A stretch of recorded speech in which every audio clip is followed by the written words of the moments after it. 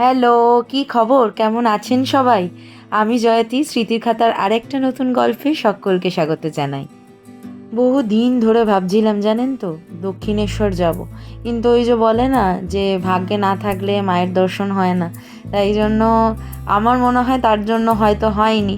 আবার একটা জিনিস আমি মনে করি যে খুব যদি ইচ্ছা হয় না, তাহলে আমরা ঠিক সময় সুযোগ বার করে নিতেই পারি।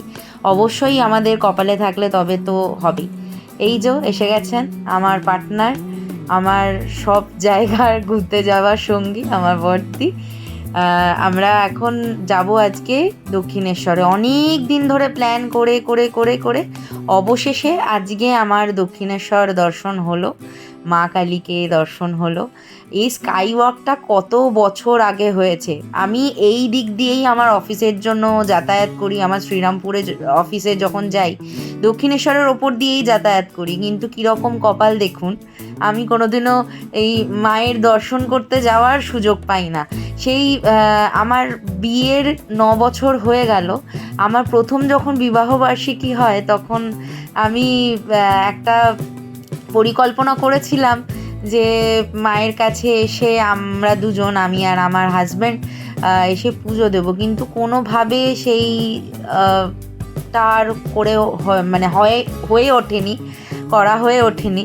তো সেই জন্য নাকি কি আমি জানি না, মানে প্রচণ্ড গভীরে গিয়ে ভাবলে হয়তো তার জন্য হতে পারে। আমার ভাগ্যে সত্যি আমি এতদিন করেই উঠতে পারিনি। যাই হোক, এইবারে সময়ও পেয়েছি, সুযোগও পেয়েছি, মায়ের দয়াও বলতে পারেন।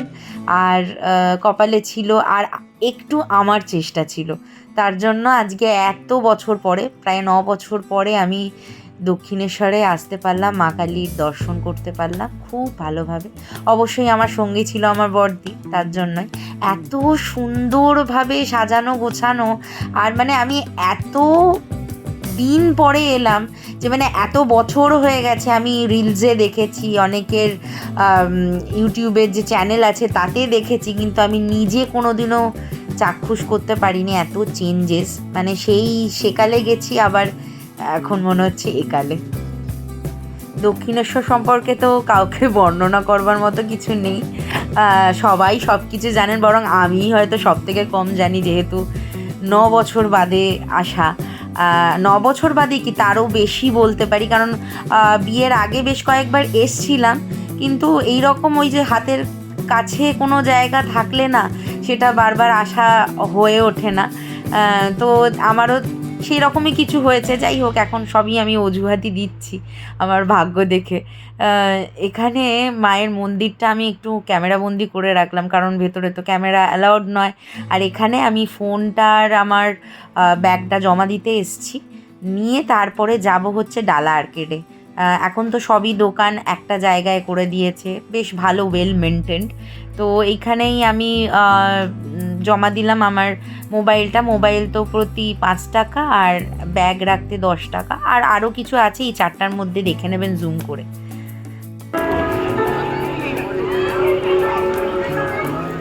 ফাইনালি আমাদের মানে পুজো দেওয়া সাকসেসফুল, পুজো দেওয়া হয়ে গেছে। এবার সেই পুরনো মানে কচুরির দোকানগুলো তো এখন আর ওই রকম জায়গায় নেই। মানে কচুরির একটা ফুড প্লাজা হয়ে গেছে, ওখানেই পাওয়া যায়। সেই ছোটোবেলায় আসতাম যখন এই কচুরিগুলো না খেয়ে যেতাম, তো তাই জন্য আজকে ভাবছি যে একবার যখন এসছি, একবার ওই কচুরিগুলো খেয়েই যাই। আর একদম আমার পেছনে হচ্ছে মন্দির। এই যে মন্দিরটা এখান থেকে খুব সুন্দর দেখা যায়। আজকে একটু বেশ ফাঁকা ফাঁকাই, অনেকেই মানে তাও অনেকটা ভিড়, কিন্তু যেই রকম ভিড় হয় সেই রকম ভিড় হয়নি। ফাঁকায় ফাঁকায় বেশ ভালো করে পুজো দিতে পারলাম।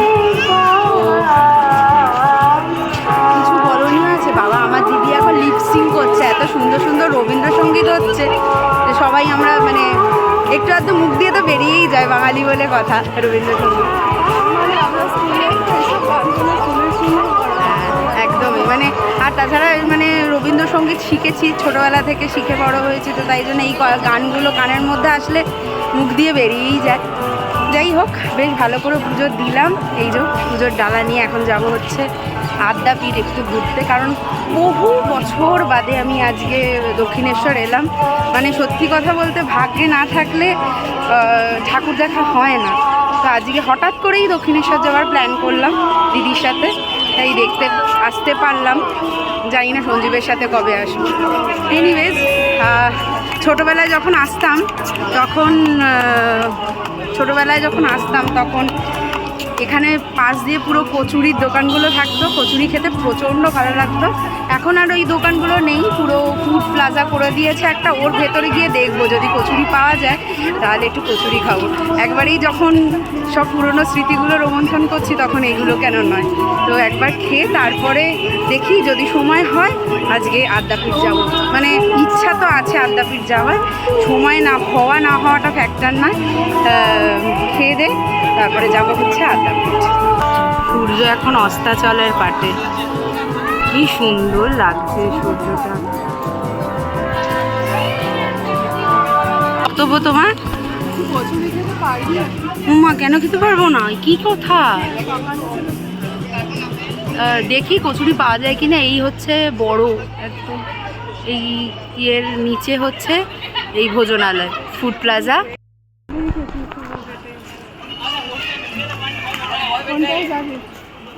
ওই কচুরি বলে ডাকছে। কচুরি খাওয়ার লোভ আমাকে হাতছানি দিচ্ছে, তখন এই বাচ্চা ছেলেটি আমাকে ডাকলো যে ওদের ওখানে কচুরি পাওয়া যাবে। বিকেলবেলা তো কচুরি কোথায় পাবো কি পাবো না তাই একটা ব্যাপার ছিল। তো এই প্রভু বলে রেস্টুরেন্টটিতে ঢুকলাম। ভেতরের অ্যাম্বিয়েন্সটাও বেশ সুন্দর, খুব সুন্দর সাজানো গোছানো। আর এত গরম লাগছিল তাই জন্য একটা আগে ঠান্ডা ঠান্ডা লস্যি অর্ডার করে দিয়েছি, যেটা আগে পাওয়া যাচ্ছিল। একটু খেয়ে শান্তি পেলাম। তারপরে চলে এলো গরম গরম কচুরি আর ছোলার ডাল। এই কচুরির স্বাদ আমি মানে দক্ষিণেশ্বরের কচুরির স্বাদটা জানি একটু আলাদাই রকম। ওদের যে ছোলার ডালটা স্বাদটা একটু আলাদাই রকম। সেই ছোটোবেলার কথাগুলো মনে পড়ে যাচ্ছে। এর সাথে দিত একটা টক মিষ্টি চাটনি, যদিও এই এখন আর দেয় না, কিন্তু সেটার টেস্টটা কীরকম আছে, আগের মতোই কিনা সেটা একবার খেয়ে দেখি। দিদি তো অলরেডি খাওয়া স্টার্ট করে দিয়েছে, এত কিছুর মধ্যে নেই। আমি এবার খেয়ে দেখি। বাহ বাহ বাহ, দারুণ। একই রকম টেস্ট কিন্তু আমি পেলাম, মানে সেই টেস্টটা যেন আমার এখনও মুখে লেগে আছে, একই রকম টেস্ট। ভোজনালয়ের অপোজিটেই একটা মার্কেট প্লেস রয়েছে, ছোট বেশি দোকান নেই, অল্প কিছু দোকান নিয়ে এখানে মার্কেট প্লেসটা। তো দিদি একটা জিনিস আজকে নিতে ঢুকেছে। ও বলল আমি মহাদেবের বাহনকে নিয়ে যাব, নন্দীকে। তো নন্দী নিতেই আমরা ঢুকেছি। তো আর আশেপাশে অনেকেই শাঁখ কিনছে এখান থেকে। এখানে অনেকেই আসে যারা শাঁখা, তারপরে শাঁখ এইসব কেনেন। তো আমরা আজকে নন্দীকে নিয়ে যাব বাড়িতে, তো সেই নন্দীরই খোঁজ চলছে।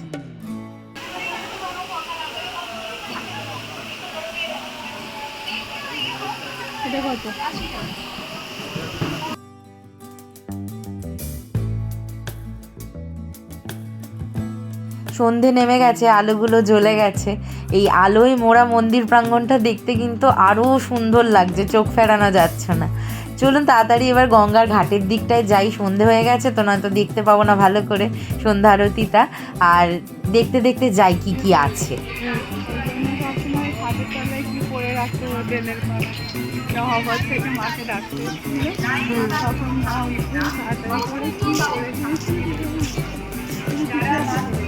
মানে রামকৃষ্ণদেব নহবতে আসতো, নহবতে এসে হ্যাঁ স্লাইড চলে যাচ্ছে কেন? মা নহবতে থাকতো, ওটা মার ঘর। পূজারি ছিল ঠাকুরের কাছে মন্দিরে।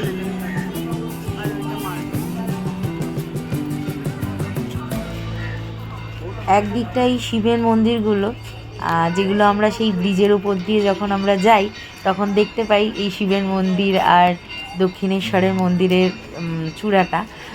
আর তার ঠিক অপোজিটেই এই গঙ্গার ঘাট বরাবর বহু মনীষীদের মূর্তি এখানে তৈরি করা হয়েছে। বেশ সুন্দর করে মনীষীদের মূর্তি দিয়ে এই জায়গাটা গাছ দিয়ে সাজানো হয়েছে।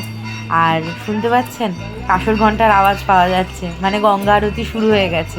চলুন তাড়াতাড়ি ঘাটের দিকে যাই, গঙ্গা আরতিটা দেখে আসি, নয়তো আফসোসের শেষ থাকবে না যে টাইমে এসছিলাম কিন্তু আরতিটাই মিস করে দিয়েছি। চলুন যাই তাড়াতাড়ি।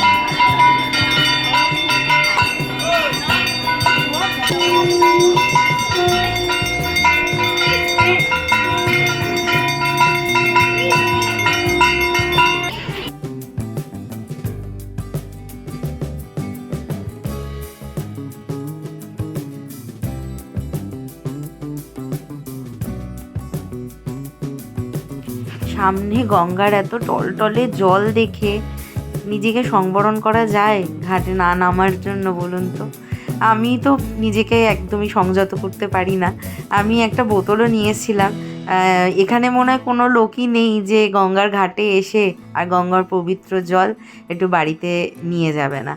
তো এই আমার মনে আছে গোপাল পুজোর সময় এই গঙ্গার জল আমাকে 40 টাকা বোতল কিনতে হয়েছিল। গায়ে লাগে প্রচণ্ড যে মা গঙ্গার এত অফুরন্ত জল সেটাও টাকা দিয়ে কিনতে হচ্ছে।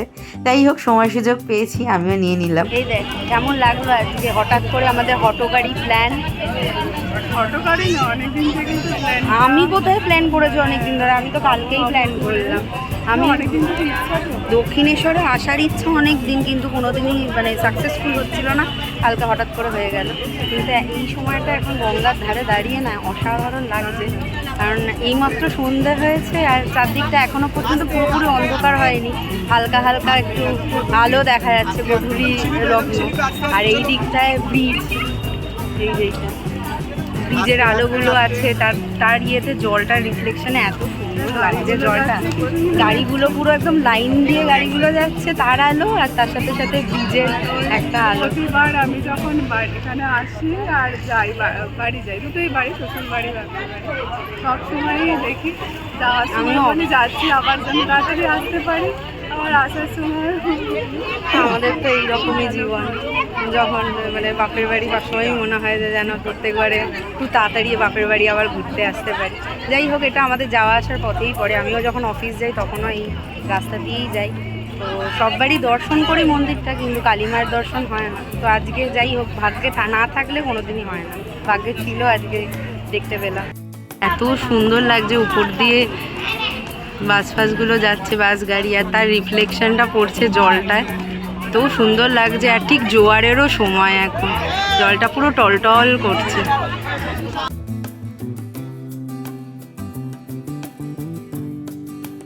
আদ্যাপীঠে পৌঁছে গেছি সন্ধ্যের সময়, 7টা প্রায় বাজতে যায়। এখন সন্ধ্যারতি হবে, আমরা সেই সময়ই ঢুকবো। ভালোই হলো, সন্ধ্যারতিটা আজকে দেখতে পাবো। আর এটাও আমাকে ধন্যবাদ জানাতে হয় আমার বড়দিকে, কারণ ও যদি জোর না করতো আমার আদ্যাপীঠে আসা হতো না। আমি হয়তো একা থাকলে আমি দক্ষিণেশ্বরের মন্দির থেকেই চলে যেতাম। তো অনেক দিন পর দক্ষিণেশ্বরের মন্দিরের সাথে সাথে এটাও বহু বছর বাদে আমি আদ্যাপীঠ দেখতে এলাম, আদ্যাপীঠের মন্দির। সেটাও একটা আর কি আমার পরম পাওয়া আর কি।